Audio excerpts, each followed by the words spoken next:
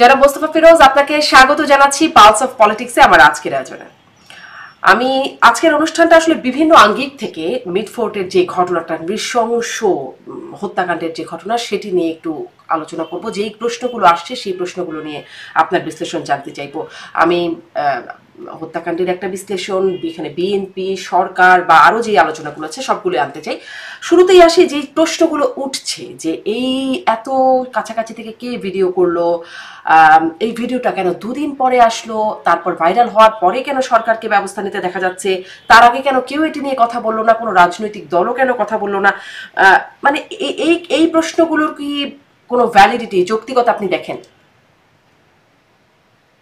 দেখেন, এই ঘটনার মধ্য দিয়ে অনেকগুলো বিষয় আমাদের সামনে চলে আসলো।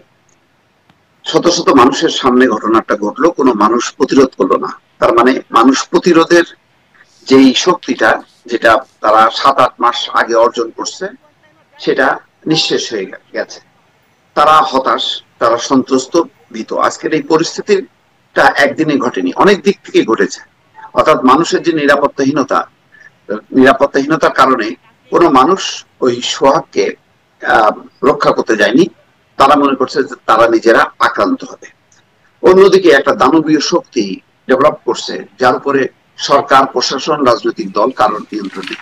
এখানে ব্যর্থতা শুধু সরকারের করলে হবে না, এখানে ব্যর্থতা রাজনৈতিক দলেরও। রাজনৈতিক দলের নেতৃবৃন্দের যেমন নিয়ন্ত্রণ নেই তৃণমূলে, তেমনি পুলিশ প্রশাসনের নিয়ন্ত্রণ নেই তার বাহিনীর উপর। সব বিলায় আজকে এই নৃশংস ঘটনাগুলো ঘটছে। এবং মবের মানে যে কালচার বা মবের কথা আমরা বলতে বলতে আজকে কিন্তু এই সোহাগের এই পরিণতির দিকে আমরা এখানে আসলাম। দেখেন, আজকে এটা দুদিন পরে তো আসলো, বুধবারে ঘটনা ঘটলো, বৃহস্পতি শুক্রবারে কেউ একজন হয়তো এটা ভিডিওটা মানে ফেসবুকে মানে আপ করলো বলে আমরা জানতে পারলাম এই ভয়াবহতাটা। আপনি ওই একই দিন, মানে মনে করেন শুক্রবারে যেই ভিডিওটা আমরা দেখলাম, ওই একই দিন আপনি আরো 2টা ভিডিও শুধু চিন্তা করেন যে খুলনায় মোল্লা হাবিব, যে যুবদলের বহিষ্কৃত যে নেতা, তার ওইটাও আপনি চিন্তা করেন। 9টা গুলি বুলেট বিদ্ধ হলো, 3জন মোটরসাইকেলে করে 3জন এসে 9টা বুলেট চালালো, তারপরে কোপানো হলো, তারপরে তার মৃত্যু নিশ্চিত করার জন্য রকেটে দেওয়া হলো। এটাও কিন্তু দিনে দুপুরে, এটা বেলা 1:30টার সময়, আর ওইটা সকাল 9:30টায়। তো সব প্রকাশ্যে ঘটছে। তারপরে আপনি চাঁদপুরে যদি মসজিদের ইমামের কথা বলেন, তার খুতবা পছন্দ হয়নি বলে তার উপরে যে চাপাতি দিয়ে হামলা, এগুলো আরো 2টা যদি আমরা ভিডিও পাইতাম, তাহলে ওই 3টা ভিডিও যদি দেখতো, তাহলে সম্ভবত আমার মনে হয় আন্তর্জাতিক পর্যায়ে একটা স্যাংশন হতো যে এই বাংলাদেশে আর পুলিশ প্রশাসন সরকার বলে কিছু নেই। এইভাবেই এই যে আজকের এই অবস্থায় যে ঠেকলো, এটা তো আস্তে আস্তে হইতে হইতে এই পর্যায়ে ঠেকছে। এখানে খুব আশ্চর্যজনক ব্যাপার হলো যে রাজনৈতিক দলগুলোর হুঁশ নেই, সরকারের হুঁশ নেই। আপনি কাকে দায়ী করবেন? আপনি বিএনপি দেখলাম দায়ী করছে যে সরকারের নিষ্ক্রিয়তা। তো সরকারের নিষ্ক্রিয়তা সরকার কি? সরকার তো আপনার আমার। এই সরকার তো কোনো রাজনৈতিক দল নেই। এই সরকারের প্রশাসন, পুলিশ আপনারা ভাগ বাটোয়ারা করে নিয়ে আপনারা আপনাদের মতন করে চালাচ্ছেন। আপনি পাটগ্রামের কথা চিন্তা করেন, পাটগ্রামে যে আসামি ছিনতাই করছে, ওখানে কি মানে সরকারের নিষ্ক্রিয়তা ছিল? ওখানে দলবদ্ধভাবে ওই আক্রমণটা করলো কেন? ওদেরকে আবার মানে কি বলে বাঁচানোর জন্য পাশের যে হাতিবান্ধা ওই থানা থেকে পুলিশ, তারাও মুভ করতে পারলো না। এটার জন্য দায়ী কে? পটিয়াতে আপনার ওসি কে প্রত্যাহারের জন্য এবং খুবই অন্যায় ভাবে যে ছাত্রলীগের একজন কর্মীকে ধরে নিয়ে বলো যে পিটাতে পিটাতে নিয়ে আসলো। আপনি পিটানোর এই অধিকার কে দিল? তার বিরুদ্ধে কি কোনো মামলা আছে? পুলিশ বলছে, তারা বলছে যে তাকে গ্রেপ্তার করেন। বলছে গ্রেপ্তার করবো, তার নামে তো মামলা নেই। মামলা দেবে, কিসের মামলা দেবে? তো এই সব বাক বিতণ্ডায় 8 ঘন্টা মহাসড়ক অবরোধ রাখলেন। তারপরে কি হলো? বিচারটা হলো এই যে ওসিকে আপনি প্রত্যাহার করবেন। পুলিশ প্রশাসন কি কাজ করবে আপনাকে? সব জায়গায় তো এই ঘটনাগুলো ঘটছে। আপনি বিএনপির বিরুদ্ধে আপনি মিছিল বের করলেন, তারেক রহমানকে অপমানিত করলেন, বেগম জিয়াউর রহমানকে করলেন, কিন্তু আপনি কি করতেছেন? আপনি তো মক করতেছেন। যারা রাস্তায় নেমে প্রতিবাদ করতেছে, তারা জায়গায় জায়গায় মক করতেছে না? তারা বিভিন্ন সাংস্কৃতিক অনুষ্ঠানে বাধা দিচ্ছে না? এরা কারা? কিন্তু তাহলে কি এই তারপরে মবের বিরুদ্ধে সরকারের কি মানে করার মতো খুব শক্তিশালী কোনো কাজ বা কোনো ইফেক্টিভ কিছু করার কি নাই, সেই প্রশ্নটা আমি আসলে একটু পরে আসবো। ওই যে আপনি বলছিলেন যে আসলে কাকে দোষ দিবেন, এখানে অনেক রকম বিষয় সন্দেহেরও অবতারণা করা হচ্ছে। আমি সেই সন্দেহের জায়গাগুলো একটু শুরুতে একটু আপনার কাছ থেকে বুঝতে চাই যে এই যে আমি জিজ্ঞাসা করছিলাম যে 2 দিনে মানে 2 দিন পরে কেন, এই প্রশ্নের যৌক্তিকতা আছে কিনা, এই 2 দিন কি বিষয়টিকে আড়াল করার কোনো চেষ্টা ছিল, মানে কি হলো, কেন এই 2 দিন এই বিষয়টা আমাদের চোখের সামনে আসলো না, কি মনে হয়? কারণ আরো কিছু তথ্য কিন্তু এর মধ্যে জুড়ে দেওয়া হচ্ছে, সেটিতেও আসবো। এর পেছনে কি আপনার কাছে কোনো কারণ মনে হয় কিনা যে আছে? আমার মনে হয় না, কারণ এরকম তো গণপিটুনিতে মারা যাচ্ছে, বহু গণপিটুনির খবর মানে এইভাবে তো রিয়াক্ট করে না। এটা রিয়াক্ট হলো পাবলিক রিয়াক্ট করছে বলে সরকার এখন রিয়াক্ট করছে। সরকার এগুলিকে মনে করতেছে এটা তো হবেই, এরকম কিছু তো করার নাই। কারণ মব যারা করতেছে এখন দেখা যাচ্ছে যে প্রত্যেকটা পেছনে রাজনৈতিক শক্তি আছে, স্থানীয় পর্যায়ে কোনো না কোনো রাজনৈতিক শক্তি আছে। এখন তো দেশটার তো কোনো একক কোনো রাজনৈতিক দল থাকলেও ভালো হতো সরকারে, যার একটা নিয়ন্ত্রণ থাকতো প্রশাসনে, পুলিশে, সব জায়গায়। এখন তো কোনো নিয়ন্ত্রণ নেই। বৈষম্য বিরোধী বা এনসিপি মনে করতেছে আমরা সরকার, জামাত মনে করতেছে আমরা সরকার, বিএনপি মনে করতেছে আমরা সরকার। এই যে টানাপোড়েনের প্রতিফলন আমরা দেখছি। নতুবা আপনি সোহাগ হত্যাকাণ্ডের পর আমি তো দেখলাম না যে একটা সম্মিলিত একটা রাজনৈতিক উদ্যোগ যে আর বাংলাদেশের কোথাও এই ধরনের গণপিটুনি হবে না, এই ধরনের মব হবে না, চাঁদাবাজি হবে না, এইরকম ধরনের কোনো তো নেই। এখানে রাস্তায় যে মিছিল হলো ওই সোহাগের হত্যাকাণ্ডের প্রতিবাদ কেন করছে? যেহেতু এমন একটা ইস্যু পাওয়া গেল বিএনপির বিরুদ্ধে, সেই কারণে তারা রাস্তায় নামলো। আমি তো তাই দেখি রাস্তায় এই স্লোগানের মধ্য দিয়ে আগে যেমন মানুষ নামছে একটা সম্মিলিত একটা ইস্যু নিয়ে, এখানে তো কোনো সম্মিলিত ইস্যু দেখছি না। এই রাস্তায় যদি স্লোগানগুলো আপনার মানে কিছু স্লোগান এতটাই অশ্লীল যে সেখানে মানে সম্ভাবনা না এই প্রকাশ্যে বলা, কিছু স্লোগান আসলে এতটাই অশ্লীল, সেদিকেও আমি আসবো। কিন্তু বলছিলাম যে শুরুতে যে সন্দেহগুলো সেটা নিয়ে কথা বলে সেটা একটু শেষ করি। কারণ এই প্রশ্নটা আমি বলছি যে 2 দিন আসলে উদ্দেশ্য কি, কারণ এর পেছনে সামাজিক যোগাযোগ মাধ্যম এবং গণমাধ্যমে একটা বিষয় বলা হচ্ছে, যেমন ইনকিলাব পত্রিকায় দেখছিলাম যে সেখানে বিশ্লেষকদের বরাত দিয়ে বলা হচ্ছে যে এখানে আসলে গোয়েন্দা সংস্থা আছে এই হত্যাকাণ্ডের পেছনে, ডিজিএফআই এর সরাসরি দায়ী করেছেন কেউ কেউ, লেফটেন্যান্ট কর্নেল মোস্তাফিজুর রহমানের বরাত দিয়ে পত্রিকায় লেখা হচ্ছে। এদিকে প্রবাসী সাংবাদিক প্রভাবশালী অনলাইন অ্যাক্টিভিস্ট ইলিয়াস হোসেন তিনি বলছেন যেটি ডিজিএফআই এর পেট্রোনাইজেশনে হয়েছে, এবং তিনি বলছেন যে তিনি গ্যারান্টি দিয়ে বলছেন যে ঢাকা বিশ্ববিদ্যালয়ের তোফাজ্জল হোসেনও এই একই সূত্রে গাথা, একইভাবে ডিজিএফআই তত্ত্বাবধানে বা পেট্রোনাইজেশনে হয়েছে, এবং বলছেন যে এই 2টি ঘটনায় ডিজিএফআই ঘটেছে, যদি তদন্ত করা হয় প্রধান আসামি পাওয়া যাবে জেনারেল ওয়াকারুজ্জামানকে। আমি এই ষড়যন্ত্র খুব এটা সরলীকৃত মনে হয়। এটা আমার মনে হয় না যে এখন এই ধরনের মানে ডিজিএফআই সামরিক বাহিনী এটা কেন করতে যাবে, তাদের লক্ষ্যটা কি, কাকে মানে ইউনুসকে অর্ডার দিয়ে বিএনপি আনা নাকি আওয়ামী লীগকে নিয়ে আসা, এগুলি আমার মনে হয় না যে এরকম কিছু হইতে পারে। তবে আমরা যা চিন্তা করি না সেরকম ঘটনা ঘটতে পারে, কিন্তু আপাতত দেখেন আপনি ঘটনাগুলি যদি মিলান এটা তো বিচ্ছিন্ন ঘটনা না। আমরা এটা নিয়ে বেশি রিয়াক্ট করছি কেন? রিয়াক্ট করছি যে ওই ভিডিওটা ভাইরাল হলো। ধরেন এই ভিডিওটা যদি ভাইরাল না হতো তো গণপিটুনিতে এক চাঁদাবাজ বা এক ব্যবসায়ী মারা গেছে, এইভাবেই এরকম তো অনেক খবরই তো পাই, দুই পক্ষের বিএনপির দুই পক্ষের সংঘর্ষে। ভিডিওটা যদি আমরা পাইতাম তাহলে তো মোল্লা হবে খুলনা হয়ে যায়, তাহলে ওটা নিয়েই তো আমরা আলোচনা করতাম। তো ওটা বলতাম যে এটা ডিজিএফআই এর সাথে জড়িত, বা ইমামের উপরে খুব পছন্দ হয়নি বলে যে আমরা, তাহলে আমরা কি ওটা মানে বেশি আলোচিত হচ্ছে বলে আপনি এখন নানান ভাবে ষড়যন্ত্র তত্ত্ব দিয়ে এটা হচ্ছে ওটা হচ্ছে, কই আপনি আপনি তো খুলনার কথা আলোচনা করতেছেন না, চাঁদপুরের কথা আলোচনা করতেছেন না, আমরা করছি না কেন? আমাদের মনে রিয়াক্ট হয়নি, আমরা ভিডিওটা দেখিনি, আমরা প্রিন্ট ভার্সনে বর্ণনাটা পড়ছি, বর্ণনাটা পড়ে কিছুটা হচ্ছে, কিন্তু ভিডিওটা যতখানি মানুষকে উজ্জীবিত করে ততখানি করে না। সেই কারণে আমরা সহজে বলে দিচ্ছি যে এর পেছনে গোয়েন্দা সংস্থা আছে। কেননা সামরিক বাহিনীর মধ্যে একটা বিশৃঙ্খলা তৈরি হোক এরকম একটা প্রবণতা প্রচেষ্টা তো আমরা দেখছি সোশ্যাল মিডিয়াতে নানাভাবে টেনে আনা হচ্ছে, আলোচনা হচ্ছে।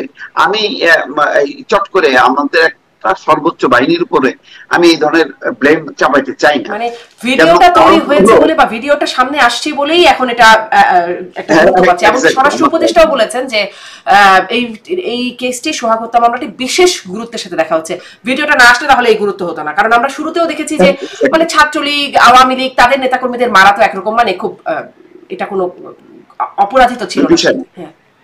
রাইট। না তাই হচ্ছে তো, আপনার এখানে আপনি যদি এই ভিডিওটা মাথায় বাদ দিয়ে আপনি প্রতিটা ঘটনাগুলো যদি গুরুত্ব সহকারে আইন শৃঙ্খলা বাহিনী যদি এটা দেখতো, গুরুত্ব বুঝতো, তাহলে সেভাবে তারা অ্যাক্ট করতো। এখানে আমার তো মনে হচ্ছে যে আইন শৃঙ্খলা বাহিনীর নেতৃত্ব বা সরকারের সেই নেতৃত্বটা নাই। আবার ওই নেতৃত্বটা যে দেবে, ওটা মুখ থুবড়ে পড়ছে লোকাল পর্যায়ে যে রাজনৈতিক শক্তিগুলি ডেভেলপ করছে সেগুলোর কারণে পারছে না। কারণ থানা পুলিশের পক্ষে তো রাজনৈতিক শক্তির বিরুদ্ধে লড়াই করা সম্ভব না। তাদের বিপুল জনগোষ্ঠীর বিপরীতে আইন শৃঙ্খলা রক্ষাকারী বাহিনীর কি আছে? এর সাথে সাপোর্ট একটা রাজনৈতিক শক্তি থাকা দরকার। সেই রাজনৈতিক শক্তিগুলি তো নাই, এখন বিভক্ত। আপনি দেখেন, আপনি এখনো নির্বাচনের কোনো ডেট নাই, তারিখ নাই। আপনি যেভাবে এখন মানে পোলারাইজেশনটা হইলো, যে ইসলামী আন্দোলন, আমি তো রাস্তায় এবার দেখলাম যে সবচেয়ে বেশি জামাতের থেকে চরমনের দল বেশি অ্যাক্টিভ। এটার কারণ আমি বুঝলাম না। এনসিপি নেতাদের এই যে পদযাত্রায় এমন কোন নেতা নাই, মানে তার একটা অংশে থাকবে বিএনপি। যেমন শেখ হাসিনার বক্তব্যে সবসময় থাকতো বিএনপি, এখন এনসিপি নেতাদের বক্তব্যে আসছে বিএনপি। মানে বিএনপি টার্গেট হয়ে যাচ্ছে। তো বিএনপি টার্গেট হইলো কেন এই ভুত্তানে? যদি আমি ইন জেনারেল বলি, সামনের কাতারে তো তারা ছিল, পেছনের পুরো শক্তিটা যোগানটা তো বিএনপি জামাত এরা। তো এরা এরা এখন পরস্পরের বিরুদ্ধে এইভাবে মানে তারা প্রচারণা এগুলি চালানোর ফলে যেটা হয়েছে, ও সরকার বা প্রশাসন দুর্বল হয়েছে। কারণ তার সাথে তো কোন রাজনৈতিক শক্তি সাপোর্ট করছে না। আপনি দেখেন এত যে রাজনৈতিক দল, তাহলে এই যে মিটফোর্ডের যে শত শত মানুষ দেখলো, সেখানে কি রাজনৈতিক দলের নেতা কর্মীরা কেউ ছিল না? কেউ ছিল না, এটা হয় কোনোদিন? তারপরে আপনার মুরাদনগরে যে একটা পরিবারকে যে পিটায় মারলো, চেয়ারম্যানের ইঙ্গিতে হোক, এই হোক, একেবারে প্রকাশ্যে, সেই সব জায়গাগুলি এত রাজনৈতিক এলাকা, ওইসব ওখানে আপনার বিএনপি আছে, জামাত আছে, ওই কোন রাজনৈতিক শক্তিকে তো এখন আগাইতে দেখি না। শুধু শেখ হাসিনার পতনে আমি আগাবো, আর অন্য কোন অপকর্ম বা যে ধরনের অপরাধ, চাঁদাবাজি, সেখানে মানুষের পাশে আমি দাঁড়াবো না। শুধু আমার টার্গেট ছিল শেখ হাসিনা, এখন আর কোনো টার্গেট নেই, এরকম টার্গেটবিহীন অবস্থার মধ্যে চলে গেল কোন রাজনৈতিক শক্তি।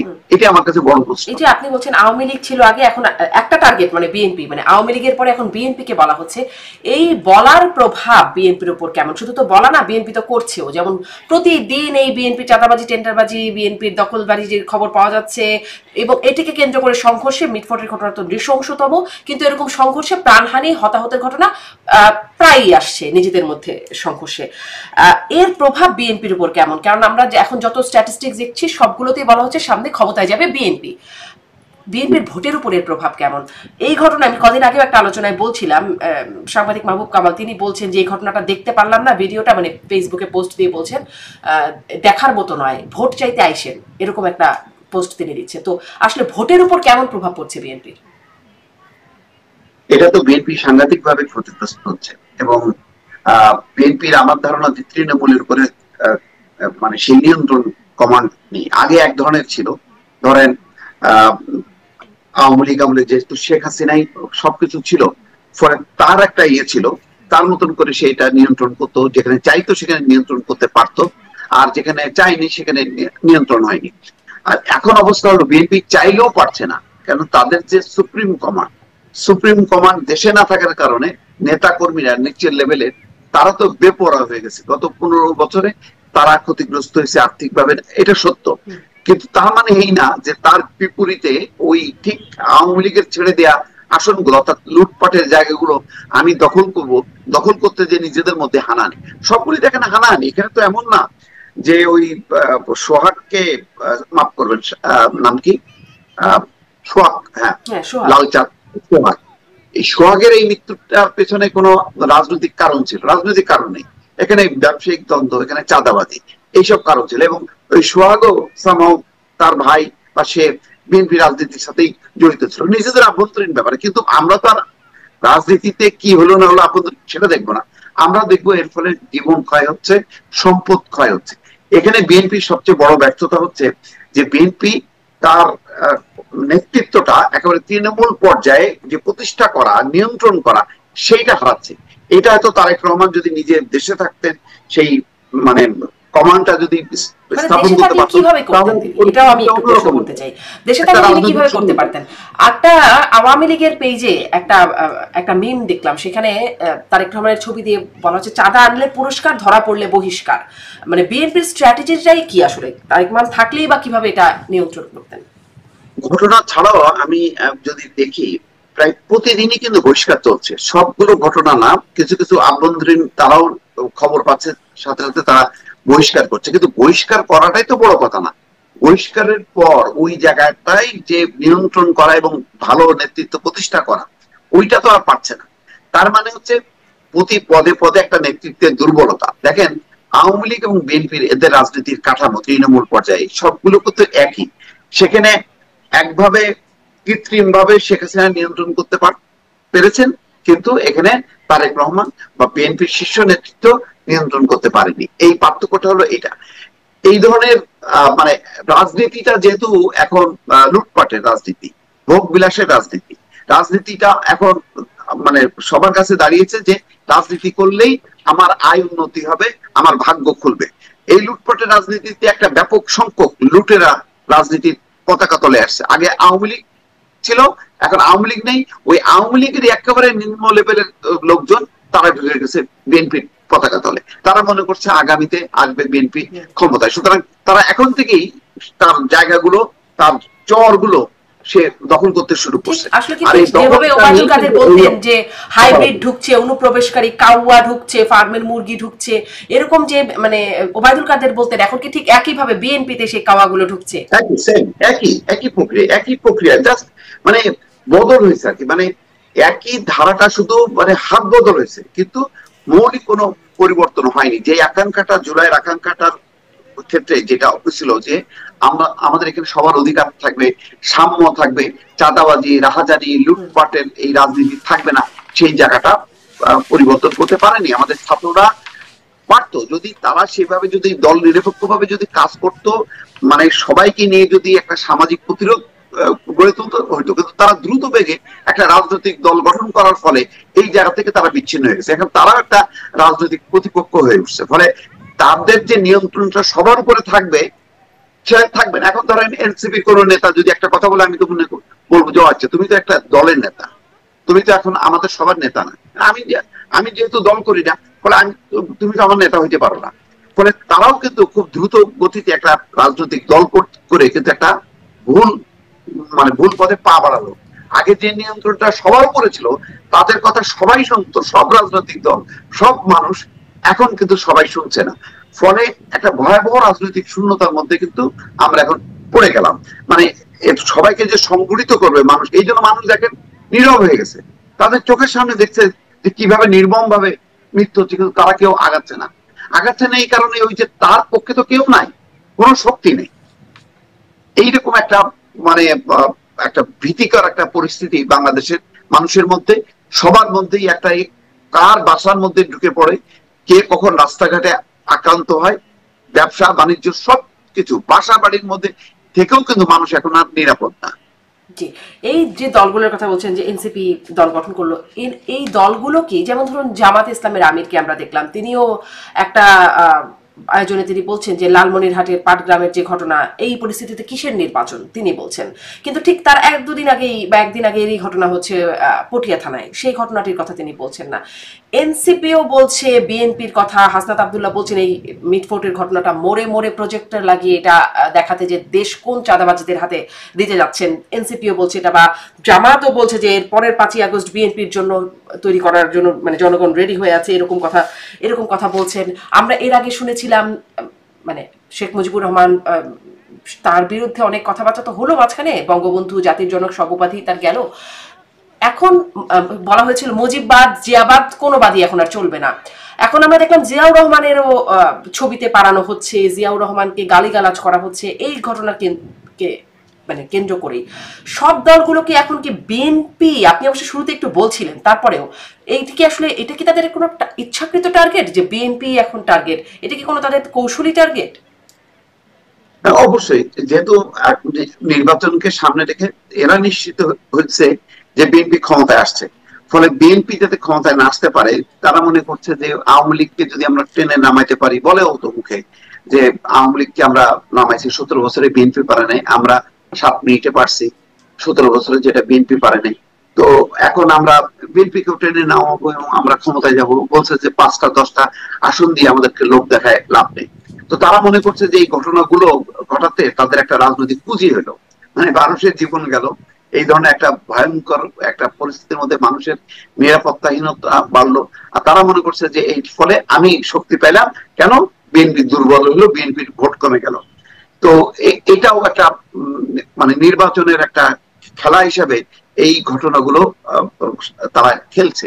এটা খুব বিপজ্জনক খেলা, মানে এটা আত্মঘাতী খেলা। এই খেলায় আসলে কেউ জেতে না। এর ফলে বিএনপির ভাবমূর্তি নষ্ট হয়েছে, কিন্তু এমন ভাবমূর্তি নষ্ট হয়নি যে মানে এই ঘটনার প্রেক্ষিতে যে আচ্ছা বিএনপি খারাপ, ওই এনসিপি ভালো বা জামাত ভালো, এইরকম পরিস্থিতি কিন্তু তৈরি হয় না। কিন্তু যেটা তৈরি হয় সেটা হচ্ছে নৈরাজ্য। এখন আমরা নৈরাজ্যের মধ্যেই বসবাস করছি। আপনি বলছেন যে মানে বিএনপির যে অন্যের কারো ইমেজ ভালো হয়ে যাচ্ছে এমনটা তো না, কিন্তু খেয়াল করে দেখলে দেখা যায় যে বিএনপি যেমন প্রতিদিনই নানান রকম ঘটনা জানা যাচ্ছে, এখানে নিজেদের মধ্যে সংঘর্ষ, ওখানে চাঁদাবাজি, টেন্ডারবাজি, দখলবাজি, প্রভাব বিস্তার ইত্যাদি অভিযোগ তাদের মধ্যে দেখা যাচ্ছে। এনসিপিরও প্রায় দেখা যায় না তাদের বিরুদ্ধে দুর্নীতির অভিযোগ করছে বা থানা ঘেরাও করছে, তারা প্রভাব বিস্তার করছে, হুমকি ধামকি দিচ্ছে, মবের পেছনেও তাদেরকে দেখা যায়। কিন্তু জামায়াত ইসলামীকে সেভাবে খুব বলার মতো বা প্রতিদিন তারা যে আসলে এই ধরনের অপকর্মে তাদের নাম আসছে এরকমটা না। জামাত কি ভালো, নাকি আসলে এখানেও কোনো কৌশল? না দেখেন, জামাত হলো খুবই নিয়ন্ত্রিত একটা ক্যাডার ভিত্তিক দল, যেটা হয় তাদের মানে নিচের থেকে শুরু করে উপরের লেভেলে একটা পুরো নিয়ন্ত্রণ। এটা তো এই নিয়ন্ত্রণ তো আর একদিনে না, দীর্ঘদিন থেকে চর্চা করতে করতে তারা ওই ধরনের একটা নিয়ন্ত্রণ প্রতিষ্ঠা হয়েছে। কিন্তু তারা যেই কাজগুলো করছে, মানে বিএনপির বিরুদ্ধে যে প্রচারগুলো চালাচ্ছে এই ইস্যুগুলোকে সমাধানের তো চেষ্টা করছে না। যেমন দেখেন, সামনে এই একটা ইন্টারিম গভর্নমেন্টের প্রধান প্রায়োরিটি হলো একটা জাতীয় নির্বাচন দেয়া। তারা দুইটা ইস্যু সামনে নিয়ে আসলো, একটা হলো স্থানীয় নির্বাচন। ওরা জানে যে স্থানীয় নির্বাচন হওয়া মানে লোকাল পর্যায়ে এখন যে রাজনৈতিক পরিস্থিতি, আইন শৃঙ্খলা পরিস্থিতি, তাতে ব্যাপক হানাহানি, মারামারি, কাটাকাটি হবে। তারা মাথার মধ্যে ওইটা নেই যে এর ফলে আরো পরিস্থিতি খারাপ হবে। আর একটা বলছে সংখ্যানুপাতিক নির্বাচন এমন, এবং সংখ্যানুপাতিক নির্বাচন হওয়া মানে একটা সংসদে একটা বিশৃঙ্খল পরিস্থিতি তৈরি করা। কে মানে সংখ্যাগরিষ্ঠ আসনে সরকার গঠন করবে তার কোনো নিশ্চয়তা নেই। তো এর ফলে তো একটা রাজনৈতিক নৈরাজ্য তারা তৈরি করছে। তারা আপনি বলতে পারেন যে বিএনপি যেমন চাঁদাবাজি করছে লোকাল পর্যায়ে, এই এই দখল করতেছে, ওখান থেকে চাঁদা তুলতেছে, সেই ঘটনার মধ্যে নাই। কিন্তু ওভারঅল রাজনীতিতে একটা শৃঙ্খলা আনার জন্য, একটা ঐক্য আনার জন্য, এবং দেশে যাতে একটা ভালো রাজনৈতিক একটা উত্তরণ মানে ঘটে, সেই কাজ কি করছে? সেই কাজটা তো করতেছে না। তারাও তো বিভেদ তৈরি করতেছে, তারাও একটা মেরুকরণ চেষ্টা করতেছে যাতে বিএনপির পরাজয় ঘটে। এবং এই বিএনপির এইভাবে পরাজয় ঘটার মধ্য দিয়ে যেই কি বলে ভালো একটা কিছু হবে তার তো কোনো লক্ষণ নেই। তারা কোন সব রাজনৈতিক শক্তিকে নিয়ে তারা এই মেরুকরণ ঘটাচ্ছে, এর ফলে লক্ষ্যটা কি সেটাও দেখতে হবে। বৃহত্তর অর্থে তাদের আলটিমেট যে মানে টার্গেটটা, সেটা তো ডেমোক্রেটিক না। একটা লিবারাল ডেমোক্রেটিক পার্টি হিসেবে যেমন বিএনপি, আওয়ামী লীগের একটা গ্রহণযোগ্যতা আছে, তাদের এগুলো একটা শুধুমাত্র ইসলাম বা ধর্ম ভিত্তিক একটা রাজনৈতিক চিন্তা চেতনা। সেই রাজনৈতিক চিন্তা চেতনা তো আমাদের দেশের সাথে, আমাদের সংবিধানের সাথে যায় না। কিন্তু তারপরেও তারা ডেমোক্রেটিক রাজনীতি করতেছে। এই রাজনীতি করতে যে তারা মানে ক্ষমতায় আসার জন্য এমন সব ফোর্স গুলোকে তারা সংগঠিত করতেছে, তখন পুরো রাজনীতির আবহটা আরেকদিকে ধাবিত হবে। তখন মানুষের অধিকার, নানান ইস্যুগুলো সামনে আসবে, যেটা সামাল দেওয়া সরকারের পক্ষে দেশের জন্য সত্যিকার অর্থেই খুবই কঠিন হবে। জামাত কি মানে একটা ফিল্ড তৈরি করতে পারছে, মানে বিএনপিকে এভাবে বিএনপির নানান রকম দোষ ত্রুটি সামনে চলে আসছে, বিএনপি কালিমা লিপ্ত হচ্ছে, এনসিপির এদিকে অবস্থা, তাদের অবস্থাও খুব ভালো বলে বিশ্লেষকরা অনেকেই সেটা মানতে নারাজ। জামাত এর মধ্যে কি একটা ফিল্ড তৈরি করছে কিনা, যে তাদের নামে খুব অপবাদ নাই, এবং আপনি বলছিলেন যে আমাদের ভোটারদের যে সংস্কৃতি বা মানসিকতা, তারা তারা তো ডেমোক্রেটিক রাজনীতি করে না, এই ভোটারদের মানসিকতা পরিবর্তনেও কি তাদের কোনো রকম প্রয়াস, দীর্ঘমেয়াদী কোনো প্রয়াস চোখে পড়ে কিনা? একটা তো প্রভাব বলতে হবে যে যেহেতু জামাতের মতন রাজনৈতিক দল এই সমস্ত কর্মকাণ্ডের সঙ্গে সরাসরি তেমনটা যুক্ত না, বড় মাপের কোনো প্রচার নেই, সুতরাং তারা কিছুটা একদম সাধারণ লেভেলে মানে কি বলে দৃষ্টি আকর্ষণ করতে পারছে বা সমর্থন পাচ্ছে, কিন্তু ওই সমর্থনটা এমন না যেটা একদম মৌলিক মানে বিএনপিকে উল্টায় দেবে সেরকম কিন্তু পরিস্থিতি না। কারণ এখন যে বিএনপির যে ভিত্তিটা সেটা অনেক তৃণমূল পর্যায়ে এবং সর্বব্যাপী, আর জামাতের একটা ভিত্তিটা হচ্ছে একটা অংশের প্রতি যারা খুবই ধর্মভীরু, যারা অন্ধ, যারা অতটা ভালো বোঝে না, তাদের মধ্যে হচ্ছে প্রভাবটা। তো সেইটা আমার মনে হয় ওই প্রভাবের জায়গাগুলো আবার নিরঙ্কুশ ভাবে জামাতের সেটাও বলা যাবে না, সেখানে বিএনপি সহ আরো অনেক কোন রাজনৈতিক শক্তি আছে বিভক্ত, ফলে মানে একেবারে জিতে আসার মতন মানে বিএনপির বিপরীতে একটা সমর্থন নেয়ার মতন যে একটা পরিস্থিতি আমার মনে হয় না যে জামাত সেই পর্যায়ে জিতে আসার মতো না হলেও শক্তিশালী বিরোধী দল গঠন করার মতো সেই অবস্থাও কি তারা তৈরি করতে পারছে? হ্যাঁ, সেটা আমার ধারণা যে সেটা পাবে, অন্তত সংসদে 20, 25, 30টা আসন হলেও সেই পর্যায়ে তো তারা চলে যেতে পারবে এই সমস্ত সমর্থনের ভিত্তিতে। কিন্তু যেটা তাদের উৎকণ্ঠা হলো এই যে যদি সংখ্যানুপাতিক নির্বাচনটা হয় তাহলে সব মিলায় তারা যতটা আসন পাবে, দল ভিত্তিক যদি মানে প্রার্থী ভিত্তিক যদি নির্বাচনটা হয় তাহলে সেটা পাবে না, ফলে বহু আসন মানে বহু ভোট পাওয়ার পরেও তারা নির্বাচিত হইতে পারবে না, ফলে তাদের একটা নির্দিষ্ট ওই এলাকা ভিত্তিক কিছু আসন নিয়ে। কিন্তু এটা কি হবে সংখ্যানুপাতিক নির্বাচন? মানে এগুলো অবশ্য সংস্কারের বিষয়। বিএনপি তো কোনোভাবেই সংখ্যানুপাতিক নির্বাচন মানবার পক্ষে না, মানার কথা ওরা তাদের যে টেকনিক তারা চলে। আর বিএনপি না মানলে বাকি সব দলও যদি বলে তাহলে কি সম্ভব এই সংখ্যানুপাতিক নির্বাচন আসা? না, এইটা বিএনপির একদম মানে খুবই একেবারে স্থির সিদ্ধান্ত, তারা কোনোভাবেই সংখ্যানুপাতিক নির্বাচন হবে না এবং এটা বাস্তব সম্ভব না। এটা মানে কারা চাচ্ছে, জামাত ইসলাম, ইসলামী আন্দোলন এবং এনসিপি, তারা মনে করছে যে তারা মোটামুটি কিছু ভোট পাবে, বাকি রাজনৈতিক দলগুলোর কিন্তু তেমন সমর্থন নেই, ফলে আমার মনে হয় না যে এই সংখ্যানুপাতিক নির্বাচনের বিষয়টা শেষ পর্যন্ত মানে পাশ হবে। অর্থাৎ বিএনপি যদি মত না দেয় তাহলে তো এটা তো সব দল মিলে যদি একমত না হয় তাহলে সেটাকে ইস্যু করবে কি করে বা সরকার এটাকে কিভাবে ইন্ট্রোডিউস করবে, এটা হবে না আমার ধারণা। মানে বিএনপি কে আমরা মির্জা ফখরুল ইসলাম আলমগীরকে 5ই আগস্টের পরে অনেকবার বলতে শুনেছি বিরাজনীতিকরণের চেষ্টা করা হচ্ছে, আবারও 1/11 গন্ধ পাচ্ছেন, -2 কথা তার মনে পড়ছে, এই বিষয়গুলো দেখা গেছে। এখন দেখা গেছে আসলে তো মাইনাস, আওয়ামী লীগ তো মাইনাস একরকম হয়েই গেছে, তারা তাদের কার্যকলাপ নিষিদ্ধ আছে। এখন বিএনপি কেও এই বার্তা দেওয়া হচ্ছে যে আপনাদের বিরুদ্ধেও 5ই আগস্ট ঘটানো হবে, আপনারা পালানোর পথ পাবেন না, আওয়ামী লীগ তো পালিয়েছে, আপনারা পালানোর পথ পাবেন না, এরকম বার্তা তাদেরকে বলা হচ্ছে। আসলে কি -2 মানে কোনো এরকম কোনো কিছু কি আসলেই আছে? এর মধ্যে কি কোনো ষড়যন্ত্র আছে নাকি এগুলো স্বাভাবিকভাবেই হচ্ছে অপকর্মের প্রেক্ষিতে এই বক্তব্যগুলো আসছে? কোনো রাজনৈতিক শক্তির মধ্যে তো এটা আছে যে তারা মনে করে যে বিএনপি আওয়ামী লীগ মাইনাস হয়ে গেলে তাদের পথটা মানে খুলবে, তাদের ভাগ্য খুলবে, কিন্তু আমার ধারণা যে এটা খুবই কঠিন পথ এবং এইটা এই কারণেই একটা পরিবর্তন হয়েছে। সরকার লন্ডন যে ঘোষণার মধ্য দিয়ে একটা অন্তত পরিষ্কার করছে যে না, নির্বাচনটা হবে এবং এটা তাড়াতাড়ি হবে। পরিষ্কার আমার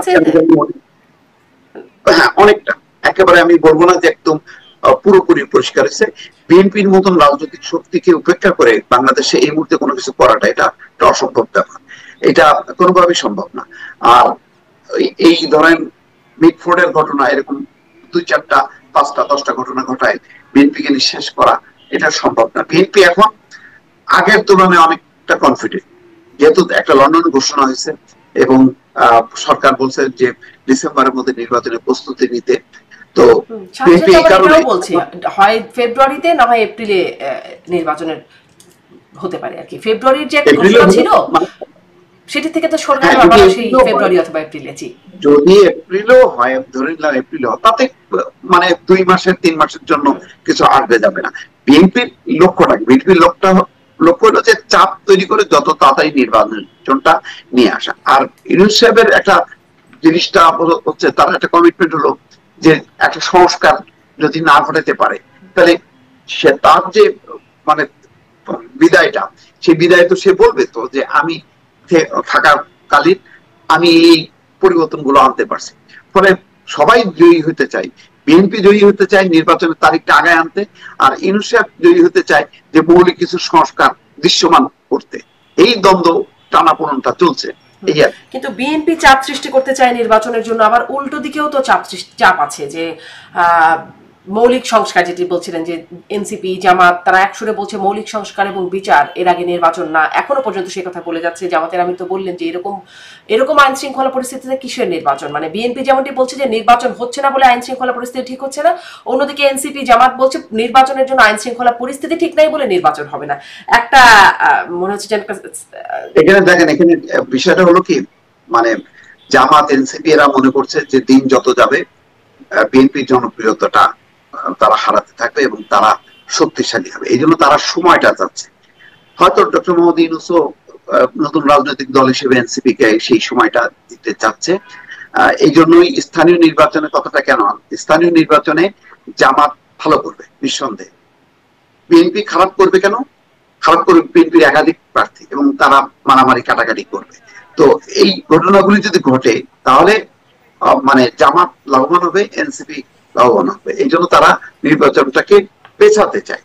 এই যুদ্ধটা চলতেছে, কিন্তু এই যুদ্ধটাতেও তো শেষ আছে। আপনি দেখেন, আপনি যত পেছাবেন এইরকম সোহাগের মতন, মিটফোর্ডের মতন এই ঘটনা কিন্তু ঘটতে থাকবে। আমি আবারও বলছি যে মানে একটা ইন্টারিম গভর্নমেন্টের যেহেতু নির্দিষ্ট কোনো রাজনৈতিক শক্তি নেই তৃণমূল পর্যায়ে, ফলে তার নিয়ন্ত্রণ নেই। তৃণমূল পর্যায়ে যে রাজনৈতিক শক্তিগুলো আছে তারা তো সরাসরি আর ইউনূস সাহেবকে সাপোর্ট করছে না, তারা করছে তাদের দলকে করছে এবং সুযোগটাও নিচ্ছে। তৃণমূলের নেতা কর্মীরা কিন্তু সুযোগও নিচ্ছে যে তার দল যেহেতু ক্ষমতায় নেই, সুতরাং আমি এখন যা খুশি তাই করি, দোষ পড়বে ইউনূস সরকারের উপর।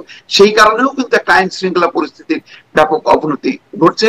আর বিএনপি কমান্ডটাও স্থাপন করতে পারছে না এই কারণে যে তারা রাজনৈতিক শক্তি হিসেবে নিঃসন্দেহে অনেক বেশি তারা এখন বিএনপি বলছে শুদ্ধি অভিযান, কিন্তু তাদের তো সরকার নেই, সরকারে তো তারা বিএনপি এখন বলছে শুদ্ধি অভিযান, তারা দলের মধ্যে শুদ্ধি অভিযান চালাবে। এতে আসলে কতটুকু কাজ হবে এবং শুদ্ধি অভিযানের মেথডটা কেমন হবে সেটা কি বুঝতে পারছেন কিনা? বিএনপি যখন ক্ষমতায় ছিল তখন অপারেশন ক্লিন হার্ট, তাদের নিজ দলের মধ্যে নিয়ন্ত্রণ প্রতিষ্ঠার জন্য তখনও একটা অপারেশন ক্লিন হার্ট হয়েছিল। আওয়ামী লীগের সময় এরকম ক্যাসিনো নিয়ে অনেক শুদ্ধি অভিযান আওয়ামী লীগও পরিচালনা করেছে দলের ভিতরে। আসলে এই শুদ্ধি অভিযান কেমন হবে বলে মনে হয়? আমি মনে করি যে যদি রাজনৈতিক ভাবে যদি মানে এটা অভিযানটা, এই ধরনের অভিযান, সন্ত্রাসের বিরুদ্ধে অভিযানটা যদি রাজনৈতিক দৃষ্টিকোণ থেকে পরিচালিত না হয়ে সত্যিকার অর্থে চাঁদাবাজ সন্ত্রাস যারা তৈরি করছে তাদের বিরুদ্ধে যদি অভিযান পরিচালনা হয়, এটা আন্তর্জাতিক ভাবে কোনো সমালোচিত হবে না এবং দেশের মানুষ কিন্তু সমর্থন করবে। অপারেশন ক্লিন হার্ট আপনি দেখেন, অপারেশন ক্লিন হার্ট আপনি আন্তর্জাতিক দৃষ্টিভঙ্গিতে যত যাই বলেন না কেন, মানুষ কিন্তু এটাকে সাপোর্ট করছে। এমনকি ক্রস ফায়ারের প্রতিও কিন্তু মানুষের একটা সমর্থন ছিল, কেননা তখন সন্ত্রাসীরা লক্ষ্যবস্তু ছিল। কিন্তু শেখ হাসিনার আমলে এটা হয়ে গেল একেবারে রাজনৈতিক প্রতিপক্ষের বিরুদ্ধে এটা পরিচালনা, যার জন্য মানে ক্রস ফায়ার বা এই অপারেশন ক্লিন হার্টের মতন এই অভিযানগুলো তখন মানুষ ভয় পাইতে শুরু করলো। এখনো যদি একটা রাজনৈতিক সরকার আসে, তার কমান্ড যেহেতু থাকবে, সুতরাং সে যদি সন্ত্রাসের বিরুদ্ধে একটা যুদ্ধ পরিচালনা করে মানুষ সাপোর্ট করবে। মানুষ কিন্তু এখন এই ধরনের অভিযান, কাল আজকে থেকেই সামরিক বাহিনী যেহেতু আবার ম্যাজিস্ট্রেসি ক্ষমতা পাইছে, সামরিক বাহিনী মাঠে নামুক, তাদেরকে অ্যারেস্ট করুক, তাদের বিরুদ্ধে যে কোনো ধরনের অভিযান চালাক, মানুষ কিন্তু অখুশি হবে না। জি, মানে ম্যাজিস্ট্রেসির ক্ষমতা তো তাদের ছিলই সেনাবাহিনীর, না শেষ হয়ে গেছিল সময়সীমা, গতকালকে আবার 2 মাস মানে আরো এক্সটেন্ড করলো আর কি, সেটাই এক্সটেন্ড করলো। আচ্ছা হ্যাঁ, তো মানে শুদ্ধি অভিযান এই কথা শুনছিলাম একটু, কিন্তু বিএনপি কি অভিযান চালানোর আগে মানে এত অপবাদের মুখে তাদের অবস্থানেও একটু মানে তারা যেমন একটা দায় নিয়ে বহিষ্কার করার একটা জায়গায় ছিল, এই ঘটনায় আমরা দেখলাম যে বহিষ্কার করলো, আজীবনের জন্য বহিষ্কার করলো, এমনকি আইনি ব্যবস্থা নেবার আহ্বানও করলো। কিন্তু তারপরে যেরকম বলছে যে এখানে অনেক রাজনৈতিক দল বিএনপি কে জড়ানোর চেষ্টা করছে, এইরকম অভিযোগও তারা তুলছে। জড়ানোর চেষ্টা কি? বিএনপি তো জড়িয়েই আছে এর মধ্যে। আবার অন্যদিকে যুব দলের সভাপতি তিনি বললেন যে এই ঘটনায় আমাদের এই ঘটনায় পরিচিত আমাদের দল করে এমন কেউ নেই, এরকম একটা ঘটনা যেখানে ভিডিও আছে, প্রকাশ্যে তাদের নাম উঠে আসছে কারা কারা ছিলেন, কিন্তু এরকম এরকম বক্তব্য তারা দিচ্ছেন। বিএনপি কি আসলে এখন আবার একটা অস্বীকার করার জায়গায় যেতে চাচ্ছে? না, অস্বীকার এটা একেবারেই না। কারণ ঘটনার সাথে সাথেই 7-8 জনকে তারা আজীবনের জন্য বহিষ্কার করছে এবং তাদের নাম পদবি দিয়ে, মানে এমনকি কর্মী সেটাও বলছে, যার কোনো পদ নাই কিন্তু কর্মী, সেই নাম উল্লেখ করে কিন্তু তারা বহিষ্কার করছে। বিএনপি কিন্তু পারফেক্টলি যে কাজটা করছে, যে বিএনপি একেবারে কোন রকম ভাবে দয়ামাহীন ভাবে বা পক্ষপাতিত্বহীন ভাবে তারা কিন্তু অ্যাকশনে যাচ্ছে, এটাকে প্রশংসা করতে হবে। কিন্তু যেটা হচ্ছে, ওই যে বললাম, অ্যাকশনটা নিচ্ছে সত্য, কিন্তু তারপরে ওই জায়গায় কি একটা মানে কি বলে নিয়ন্ত্রণ আসলো, বা ওই জায়গায় কি চাঁদাবাজিটা বন্ধ হলো, সেটা তো হচ্ছে না। সেই পাইপলাইন বন্ধ করতে চাইছে, 10 জনকে আপনি সরাই দিচ্ছেন, আরো 10 জন তো চলে আসলো, সেটাকে আপনি চাঁদাবাজিটা বন্ধ করতে চাইছে, এটা কি তারা সত্যি চাইছে? আমি মনে করি শীর্ষ নেতৃত্ব চাইছে, কিন্তু তারপরের মানে ফাইলগুলো তো বা র্যাঙ্কগুলো তারা চায় কিনা, তারা এই সুবিধাটা দিচ্ছে কিনা, তাদের নেতা কর্মীদেরকে ব্যবহার করছে কিনা, আমার যথেষ্ট সন্দেহ আছে। শীর্ষ নেতৃত্ব চাইছে এটা আপনি কিভাবে, মানে আপনার মনে হয় কেন? না, শীর্ষ নেতৃত্ব বিব্রত, অবশ্যই তাদের তো একটা রাজনৈতিক লক্ষ্য আছে, এবং তাই যদি না থাকতো তাহলে তারা বলতো, যেমন আগে একটা অস্বীকার করার প্রবণতা ছিল, তারা বলতো যে না, এগুলি সঠিক না, এগুলি অপপ্রচার চলছে, এগুলি কোনো চাঁদাবাজি চলছে না। আমরা দেখেন, আপনি মিলান, এর আগে কি হতো, শেখ হাসিনার সময় যখন নাকি একটা ঘটনা সাংঘাতিক ভাবে ভাইরাল হইতো বা আলোচনা হতো, তখন অ্যাকশন নিত, কিন্তু বাকিগুলো ব্যাপারে বলা হতো যে না, এটা অপপ্রচার, দলের বিরুদ্ধে অপপ্রচার চালানো হচ্ছে। এখন কিন্তু বিএনপি কিন্তু সেটা করছে না। বিএনপি কিন্তু মানে এই ধরনের ঘটনা ছাড়াও যখনই যেই খবরগুলো আসছে বা খবরগুলো আসছে না, আমরা জানছি না, প্রতিনিয়ত আপনি দেখবেন যে বহিষ্কার চলছে। প্রায় কালকে দেখলাম যে 9,500 তারা বহিষ্কার করছে এই গত 8 মাস। এই সংখ্যাটা অনেক, কিন্তু আমি তাতেও সন্তুষ্ট না যে মানে বিএনপি সাংঘাতিক এরকম শুদ্ধ কাজ করছে। আমার কথা হলো যে বহিষ্কার করার পরে তারপরে তো আবারও সেই একই ঘটনা ঘটছে, তাহলে ওই জায়গাগুলোতে নিয়ন্ত্রণ আসছে না কেন? তাহলে তাদের দ্বিতীয় স্তরে তৃতীয় স্তরে যে সমস্ত নেতারা আছেন, তারা নিশ্চয়ই তাদেরকে ব্যবহার করছে, ওই জায়গায়ও নজর দিতে হবে। অর্থাৎ তৃণমূলে শুধু না, আমার মনে হয় যে মানে বিভিন্ন অঙ্গ সংগঠনের আরো শীর্ষ পর্যায়ের যে নেতারা আছে, তারা হয়তো ব্যবহার করছে তাদের নেতা কর্মীদেরকে, সেই জায়গায় নজর দিতে হবে, সেই জায়গার নেতৃত্ব পরিবর্তন করতে হবে। এই শুদ্ধ অভিযানটা বিএনপির আগেই করা উচিত ছিল। আমি মনে করি যে তারা শুধু মানে ঘটনা ওয়াইজ তারা করেছে, কিন্তু সামগ্রিক ভাবে করেনি। সামগ্রিক ভাবে যদি তারা করতে না পারে, তাহলে পরিস্থিতি আরো খারাপ হবে। তারা ক্ষমতায় আসুক বা না আসুক, এটা তাদের জন্য একটা ভয়ঙ্কর একটা কি বলো ধ্বংসাত্মক বা আত্মহননের একটা ঘটনা ঘটবে। এবং আমরা এখন হয়তো মনে করছি যে না, এই একটা দুইটা চারটা ঘটনায় কিছুই না, কিন্তু এটাই কিন্তু বড় ধরনের একটা ঘটনায় রূপ নেবে, যে ঘটনায় বিএনপির অস্তিত্ব হয়তো হুমকির মুখে পড়তে পারে। এই যে একটা দুটা ঘটনা, আপনি ওই মানে একই সাথে কয়েকটা ঘটনার কথা বললেন, যে মসজিদের ইমামকে কোপানো, যুবদলের বহিষ্কৃত নেতাকে গুলি করে হত্যা করে পায়ের রকেটে দেওয়া, বা মিটফোর্টের ঘটনা, তার আশেপাশে এরকম অনেক ঘটনা, আর মব তো আছেই এরকম ঘটনা। মানে এই প্রশ্নটা তুললে আবার অনেকে আবার সফট আওয়ামী লীগ আর বলছেন, সেটাও আবার একটা ট্যাগ, বা মব কথাটা বললেও সেটি আবার আওয়ামী ন্যারেটিভ, এটাও সরকারের পক্ষ থেকে বলা হচ্ছে। কিন্তু মানে এরকম ঘটনা যদি ঘটতে থাকে, তাহলে শেখ হাসিনা বা আওয়ামী লীগের দুঃশাসনকে সরিয়ে লাভ কি হলো? না, এই আলোচনাটা তো শেখেনি যে শেখ হাসিনাকে সরানোর মধ্য দিয়ে যে একটা গণভুত্থানের চেতনাটা হলো, সেই চেতনাটা বাস্তবায়ন করা দরকার ছিল, যে যারা এই আন্দোলনে যুক্ত ছিল। যেমন এর দায়টা হলো বিএনপি, জামাত বা নবগঠিত এনসিপি, কিন্তু তাদের মধ্যেই তো এখন ক্ষমতার কামড়াকামড়ি। তারা সম্মিলিত ভাবে যদি ঐক্যবদ্ধ হয়, এইগুলির বিরুদ্ধে যদি প্রতিরোধ গড়ে তোলে, তাহলে সম্ভব। আর যদি না হয়, তাহলে তো মানুষ তো বলবে তাহলে তো শেখ হাসিনার আমলই ভালো ছিল, এটা তো বলবে, স্বাভাবিক। মানে পরিবর্তনটা কি তারা কি শুধু ক্ষমতার পরিবর্তন চেয়েছিল? তা তো না, তারা অধিকার। এখন দেখেন, আপনি আপনার মনে হচ্ছে যে এখন মানে ভোটটা মানে খুব ভালো ভোট হবে, কিন্তু এই ঘটনা যদি চলতে থাকে, তাই দখলদাররা তখন তো চিন্তা করবে যে আমি যদি সেখানে আমার জনপ্রতিনিধি আমার না হয়, তাহলে তো আমি এই চাঁদাবাজি করতে পারবো না, আমি তো দখলবাজি করতে পারবো না। ফলে এই ঘটনাটা কিন্তু ভোটের উপরও প্রভাব পড়বে। তো ভোটের উপরে প্রভাব পড়ার আগেই সেই রাজনৈতিক পরিস্থিতি সেই আইন শৃঙ্খলা পরিস্থিতিটা ঠিক করতে হবে, নতুবা দেখা যাবে যে ভোটেও কিন্তু ওই এখন দেখেন বহু থানার ওসিরা তারা মনে করে যে আমরা এখন বিএনপি, কেউ মনে করে যে ক্ষমতা ওয়াইজ আমরা এনসিপি, কেউ মনে করে আমি জামাত, তাহলে নির্বাচনেও তো সেই প্রভাবটাই পড়বে। তাহলে মানুষ তো সেই কারণেই বলছে যে তাহলে লাভটা কি হলো। এই যে উপলব্ধিটা রাজনৈতিক দলগুলোর মধ্যে যদি না আনে, তাহলে মানুষের যেমন এরশাদ পতনের পর মানুষ যেমন হতাশ হয়েছে, দেখছে যে কোনো লাভ হয়নি, তাহলে এরশাদই ভালো ছিল, এখন মানুষ বলবে যে হাসিনাই ভালো ছিল, কি লাভ হলো এই পরিবর্তন ঘটানোর। জি, মানে সামনে মনোনয়ন নিয়ে আমরা দেখেছি 2018-তেও এমনকি যখন নির্বাচনটা হলোই না ঠিক মতো, তখনও নির্বাচন মনোনয়ন কেন্দ্রিক সংঘর্ষ ছিল, তখনও বিএনপির মধ্যে, এবং অনেকজনকে একসাথে মনোনয়ন দেওয়ার ঘটনা ঘটেছিল। এখনো আমরা দেখছি এর মধ্যে দিনাজপুরে একটা ঘটনা দেখলাম, সেখানে মনোনয়নকে কেন্দ্র করে এখনই তাদের মধ্যে সংঘর্ষের ঘটনা ঘটেছে। সামনে কি এরকম ঘটনা আরো বাড়বে কিনা? এবং জামাত যে প্রশ্নটা তুলছে যে এই পরিস্থিতিতে আইন শৃঙ্খলার এই পরিস্থিতিতে নির্বাচন কিসের, নির্বাচনে জেতার জন্য কেন্দ্র দখল, মারামারি, সহিংসতা, সেটা যে আরো বাড়বে না, তার কি কোনো ভরসা, আশা ভরসা কিছু কি দেখতে পান? পরিস্থিতি আরো খারাপ হবে। নির্বাচনের ঘোষণা জাতীয় বলেন স্থানীয় বলেন ঘোষণা দেওয়ার সাথে সাথে এই ধরনের নমিনেশন নিয়ে যে ঘটনাটা এখনই আমরা শঙ্কিত, সেই ঘটনাটা আরো বাড়বে নির্বাচনকে ঘিরে। আমরা অলরেডি ট্রেন কিন্তু আমরা মিস করে ফেলছি। উচিত ছিল ইন্টারিম গভর্নমেন্টকে দীর্ঘায়িত না করা। আপনি দেখেন এরশাদের পতনের পর শাহাবুদ্দিন যখন ক্ষমতা দেওয়া হলো, সে কিন্তু দেরি করেনি, দ্রুত গতিতে একটা ভালো নির্বাচন দিচ্ছে, এবং ইতিহাসে সবচেয়ে ভালো নির্বাচনটা কিন্তু 91 নির্বাচন।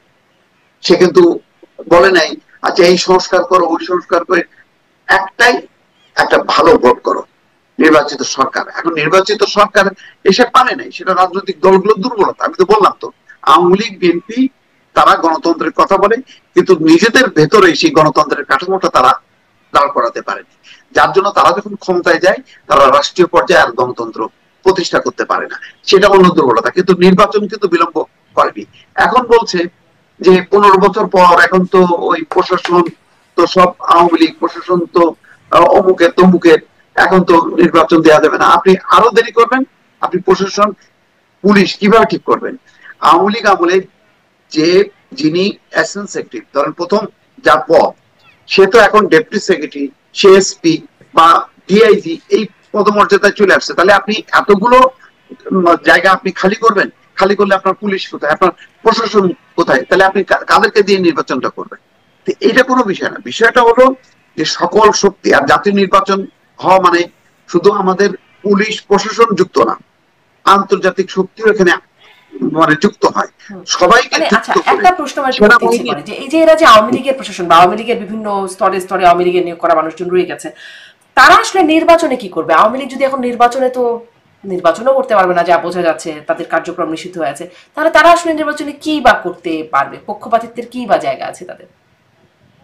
না, পক্ষপাতিত্বের জায়গা হলো কি, এরা যেহেতু মানে রাজনৈতিক ভাবে শুধু ক্ষমতা কেন্দ্রিক, সুতরাং এখন আগে আওয়ামী লীগ ছিল, এখন হয়তো তারা বিএনপি দিকে ঝুঁকে যাবে। সেই এই কারণে বলা হচ্ছে যে এসপি ওসি এরা তো সব বিএনপি হয়ে গেছে, কেন এরা হলো সবসময় যেদিকে ক্ষমতা সেই দিকে থাকে। তাই তো সবসময় শুনে আসছি যে সরকারি চাকরিজীবীরা হচ্ছে PPP party, present political party, তারা সবসময় মানে পিজিবি, প্রেজেন্ট গভর্নমেন্ট পার্টি, হ্যাঁ, তারা সেটা ছোটবেলা থেকে শুনে আসছি যে এরকমটাই হয়। এখন কি তার বাস্তবতা কি ভিন্ন, নাকি আপনি তো বলছিলেন তারা এখন বিএনপি হয়ে যাবে? না, এই বাস্তবতাটা আছে, কিন্তু আপনার এই বাস্তবতাটা মাথায় রেখে আপনি মানে এই নির্বাচনটাকে করতে গেলে সবগুলো শক্তিগুলোকে, রাষ্ট্রের শক্তিগুলোকে একত্রিত করতে হবে। সেনাবাহিনীকে অবশ্যই নেতৃত্বের জায়গায় নিয়ে আসতে হবে, তারপরে আপনি অন্যান্য কাঠামোগুলোকে দিয়ে একটা বিশেষ নির্বাচন, এটা জেনারেল নির্বাচনের ফর্মে আপনি যদি করতে যান আপনি পারবেন না। আমি বলি তো যে 50টা করে আসন ধরে ধরে আপনি ইলেকশনটা করতে হবে, এই সিদ্ধান্তটা নিতে হবে।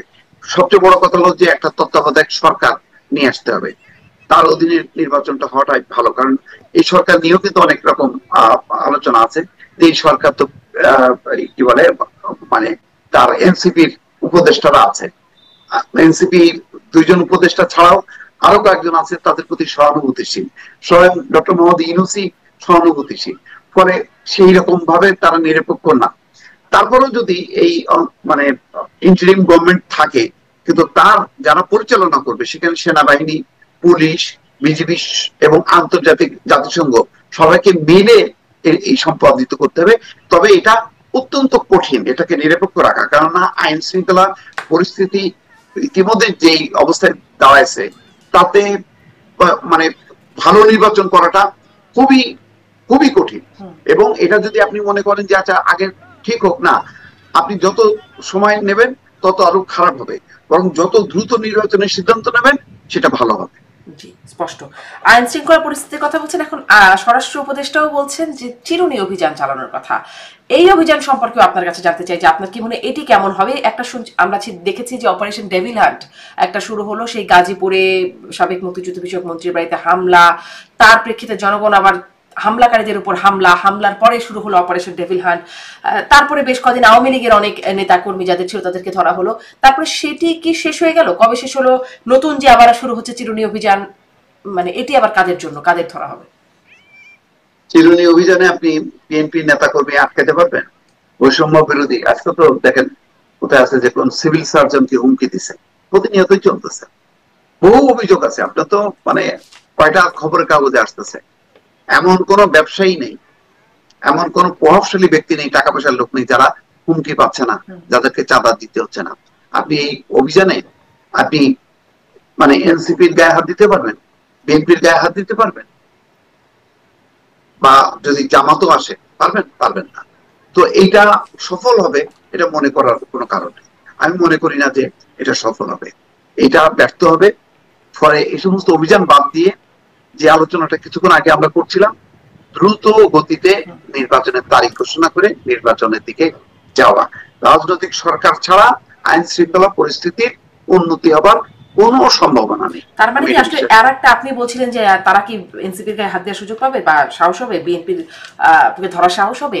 এখানে কিছুদিন আগে এনসিপি এই পদযাত্রারই একটা সম্ভবত রাজশাহীতে তিনি বলছিলেন এই যে ডিসিএসপিরা আমাদের সাথে ভালো ব্যবহার করে, মানে ডিসিএসপিদেরও আওয়ামী লীগ প্রশাসন এখন থাকলে তারা গণভবনে তো প্রমোশনের জন্য তদবির করতেন, এরকম কথা বলে বলছিলেন যে ডিসিএসপিরা যে ভালো ব্যবহার করছেন এটা তার চিপায় পড়ে ভালো ব্যবহার করছে, চিপায় পড়ে আর কি শব্দটা তিনি ব্যবহার করছেন।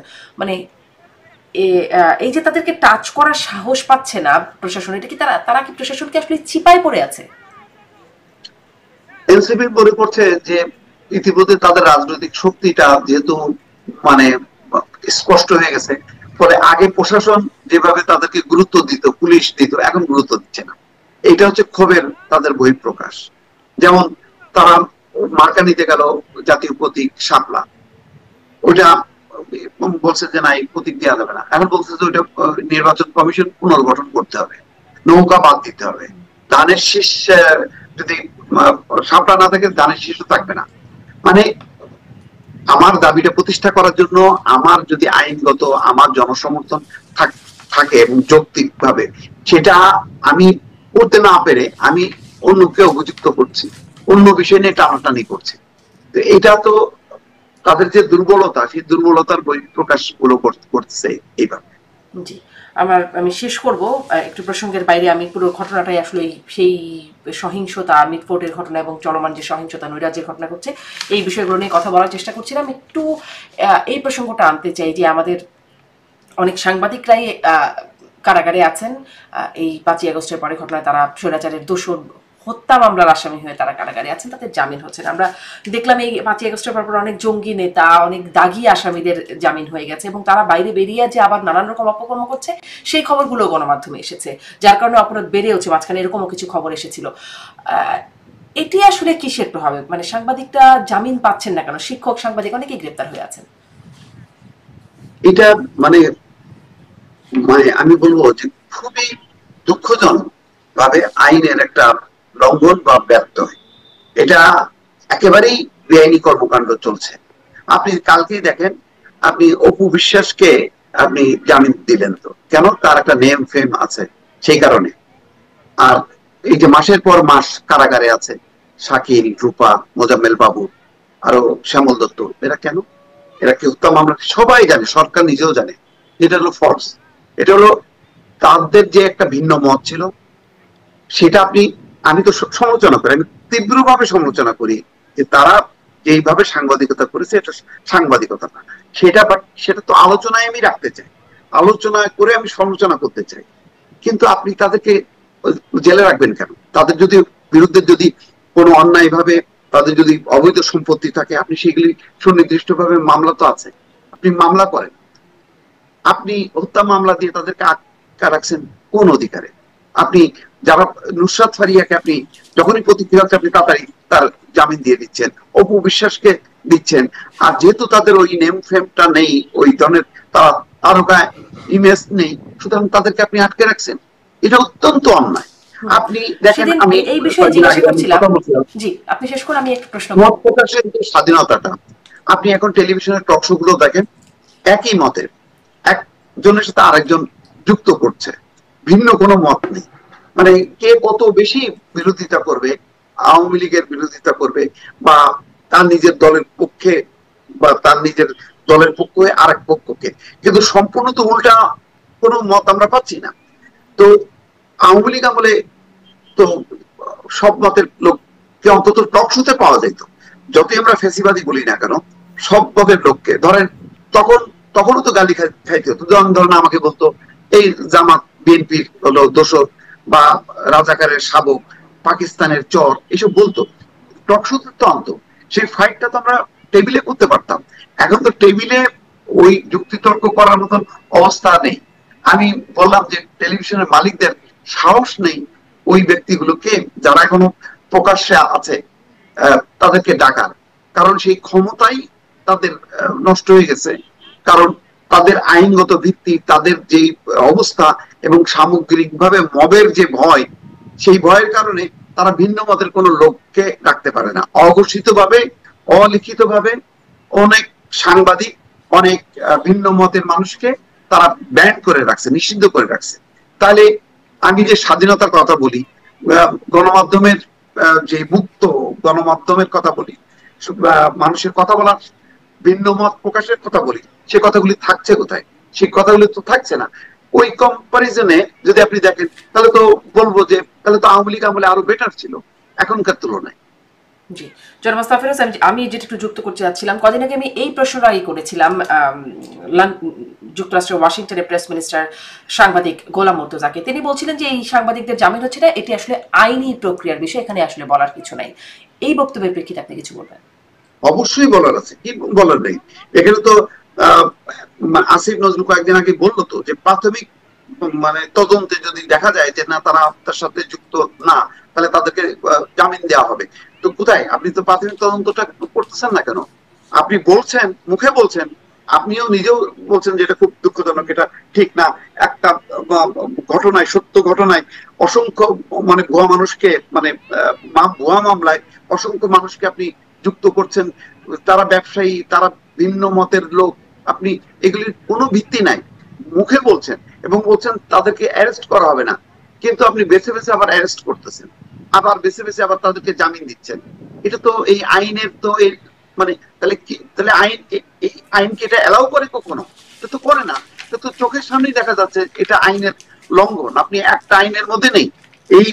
এইগুলোকে যাদেরকে আপনি আটক রাখছেন, এটা সবাই জানে যে আপনি একটা প্রতিহিংসা বশত তাদেরকে আটক রাখা হয়েছে।